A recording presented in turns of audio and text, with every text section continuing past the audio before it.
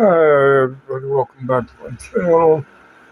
Yeah, I know I probably don't look that swell, depending upon what kind of day you had. And long story short, I know for a fact that I feel like I'm being betrayed by my own country, or on my own party. And no, I am not a Democratic member. I have not been a part of the Democratic Party since 2019. And I'll say this now so that people on the right can hear me loud and clear. I am neither left nor right, or even an independent. I just don't want to get crapped on by that ugly satanic bird. Both it's a, it's funny how people in this country, whether you're on the left or on the right, you see the very things that they do. It just pay attention on both sides of the aisle and just get outside of your own echo chamber, go to the other side, just listen. Because something I learned from my pops of all people, when you sit and listen, they will tell you everything and you give them about 5 minutes, they'll tell you their whole life story. And just shut your mouth and listen. That's what I had learned over my life.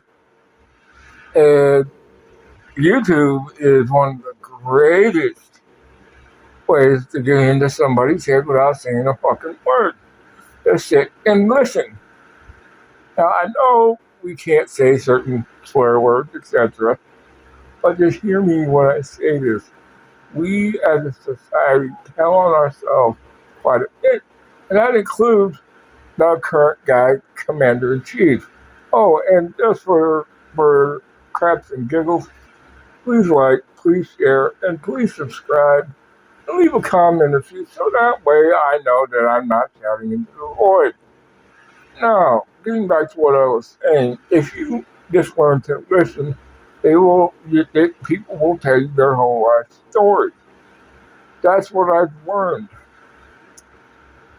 And at least in the circles that in orbits that Donald Trump goes into, he knows how to tell on himself if you just listen. That's it, and shut thy mouth. And the point that I'm getting at with all this is he does something that even Stalin would be blushing. He would tell you that quantity, or in his case, floods his own, in Donald Trump's case, floods his own, quantity is a quality all its own. So that should tell you very plainly who Donald Trump is. He is a Russian asset, plain and simple. But yet, I get called a fucking Democrat in disguise. And you know what? This cockwaffle behind closed doors is a liberal, but he panders to the crowd by being a populist president. But I'll tell you straight up, he has no allegiance to this country. He may act like he has allegiance to this country, but I'll tell you straight up, he has no allegiance to this country. And neither does Pam Bondi. Pam Bondi has no allegiance to this country. They are both BRICS assets, and they are sitting in our American government. And we were stupid enough as a citizenry to put them in there. And I'll say this again so that people can understand what I'm saying is we have no choice and just let this